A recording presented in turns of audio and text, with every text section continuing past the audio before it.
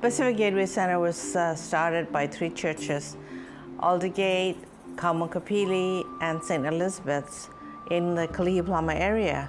And originally there were only 4 workers, and they were responding to the influx of Asians who were coming because of the Vietnam War.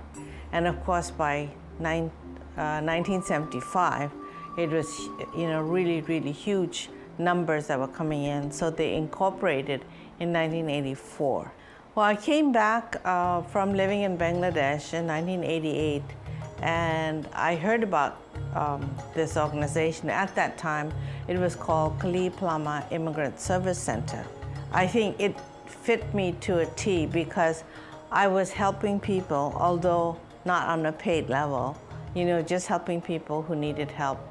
And another organization recruited me in Palolo. And this other organization was also looking for an executive director. So they combined forces, and I was drawn to the Kalihi-Palama Immigrant Service Center. I was involved with the Kalihi-Palama Education Center, and one of the other projects was the Immigrant Center, Kalihi-Palama Immigrant Center. Each of us were trying to deal with poverty in some different level, and we had some overlap. At the Ed Center, we taught English as a second language for some of the people at the Immigrant Center, and helped each other out. In 1987, I was head of a small private school, and when I walked around, the students would go, "Dr. D alert," and they would all be like this. So I asked Dr. Miang if I could come and help children of immigrants with their homework because their parents didn't speak English. So I volunteered, and they were just wonderful. I mean, they smiled and they would say, "Hey, Dorothy, help me, help me." And I felt like I was doing something very important. My name is James Chan. I came here in 1983 when I was 12 years old. And it was such an eye-opener coming from Hong Kong. When we first got here, we lived in Kalihi, and specifically Kokea Street, and in one of the apartment buildings. We had to share a 3-bedroom apartment unit with 3 families. They're my aunties, my uncles, and my cousins. We didn't have any furniture, so our table was basically a cardboard box. I first heard of Pacific Gateway Center through a classmate of mine when I was in 6th grade. And she would bring me over to the center at the Kalihi area, and we would have group sessions that we learned English, and also there are games and activities where people sing, and I feel like I belong there because everybody have the same upbringing and from the same background. The Kalihi-Palama Immigrant Service Center was located in a little school building next to St. Elizabeth's Church. And what I brought was my experience overseas, as well as my experience here in the United States as an immigrant. Coming from Burma, I had never seen elevators. I didn't know how to operate an elevator. I had never seen washing machines, and I didn't believe they would really clean clothes. So it was very, I think, fulfilling for me to walk through the steps with them because I had walked the same paths they did. When I was going to Pacific Gateway Center, there are a lot of volunteers that were at the program that were able to teach us. And many of them are older, they are professionals. Some of them are accountants, teachers specifically. And just when I look at them, I said, they were just like us, one of us. And look how well they have done for themselves over the years. And so me and my sister were like, we want to set our goal to see, we want to better ourselves. And it took a long time, but step by step, led us to do well in school, continue our education, and subsequently I was able to get accepted to University of Hawaii. Well, the goal of the organization has never changed. And it was the same goal that I had, which was to help people stand on their own 2 feet. When they came here, they didn't know they had to get a state ID, they didn't know they had to get a TB test, all of those basic things. And to help them then get on their own 2 feet, get a job, learn English, and survive here. And how I was helped was that the staff helped me. And the staff that we recruited came from the community itself. We had somebody from the Filipino community, we had a Tongan, we had a Korean, we had actually several Vietnamese and several Lao, and we also had Burmese. So all of those people would also relate back to me what their clients were going through. So we were able to, get together and say, okay, this is how we help each other. My name is Daniel de la Cruz. We own, meaning me, my wife, and I have one partner. Our company, our bake shop is called Cruzan's Bake Shop. Pacific Gateway has really helped us get started because if you have the desire to work hard, they have the facility to offer you, the ones you cannot afford when you first start. My business is located in Kaimuki. It's an old bakery that I refurbish. It's about 1,500 square feet. It's right across St. Louis Drive-In. We specialize on breakfast pastries, muffins, croissants, Japanese Hong Kong style pastries. That's how we started. We kept on doing. I supply probably 90–95% of all the hotels in Waikiki that are boutique hotels. And you know what, guys? I owe it all to Pacific Gateway. Dr. Amayang, Avi, Gloria, the whole crew, they're always there to help you. After graduated from College of Engineering in 1996, I started working for Dig Pacific Construction, one of the larger companies in Hawaii. From there, I learned how to do project management and also doing design.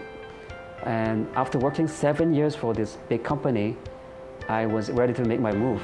And so I jumped and started my own company. Now I'm the owner, president of my company, Landmark Pacific Builders.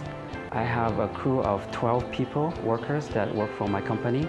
And we do mostly residential houses and some commercial.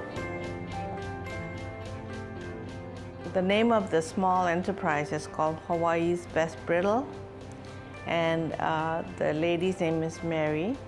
About 1998 or so, when things really got tough, she lost her job, and she decided not to go back to the mainland but just stay here. And people liked her brittle, so she started making brittle, and it was the best brittle ever. And the title is so apt because it is Hawaii's Best Brittle.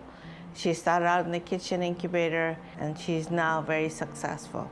One reason why I think of her, when we were at the 83 North King, all of us were sitting together. We had lemongrass, we have all the retail incubator, and then us and the people who wanted to, sell their wares there. She was one of them, and her brittle would be there. And that brittle would call to me. I would look and try not to look, but it called to me. And then at the end of the day, I would break down and buy a couple and I'd eat it. But it was so good, and it was a great reward at the end of the day. And she is, selling her brittle, and people just love her. I think of a woman named Lupe that was from Samoa and had made jewelry. And the jewelry, once she had enough money to get the products and had her family making them, her jewelry was sold all over. I mean, it was just beautiful, beautiful jewelry. I still have some of it. I think of a man that used the money to buy a taxi cab. And then nowadays he has a fleet of taxi cabs. So there are so many different stories of what happens here. And I'm just thrilled to be a big part of it. I worked at the Royal Hawaiian Hotel in the surf room as a waitress, serving food to customers coming in from the mainland, Europe, all over the world. About 6 years ago, I retired, and then but I always liked to bake cookies. And I says, oh, I gotta try this. And so I kind of researched it out, and I found the kitchen, the incubator, and it was just kind of opening up. That Dr. Miang, she's a wonderful lady. She's like an angel from heaven. I never met a lady like that in my whole life. Avi is so wonderful too. He's the kindest man on the planet. You couldn't find a better manager than that. When I started to go into the big trade shows and the big craft fairs, that's when the business really took off. It's like it's gonna explode this year. And I don't know how, I'm so happy. I don't know, I'm just really kind of shocked too. The orders are coming in, and I know I'm going to be busy, and I have to hire more. I've hired people, and they're good people. They're good people to work with. I just totally love it. I really, really love it. Love my business. The board of directors have been the best so far. Every single board. I mean, we have a board that somehow has term limits, just like the city council. And so they move on, so you don't have a stagnant board. And they were very wise in doing it that way. And the board has always let the organization grow. They've left the wisdom of decision-making in the staff's hands. So that's the first group that I want to acknowledge. The other one that comes to mind is Central Pacific Bank. When we didn't have anything, they stepped forward to give us a loan to start the kitchen incubator. And I think that says a lot to their history. They started out because they couldn't get loans from the big banks. And so they pooled their funds together, and they were Japanese immigrants. And they remembered that other immigrants, from other ethnicities came in, and they were willing to help.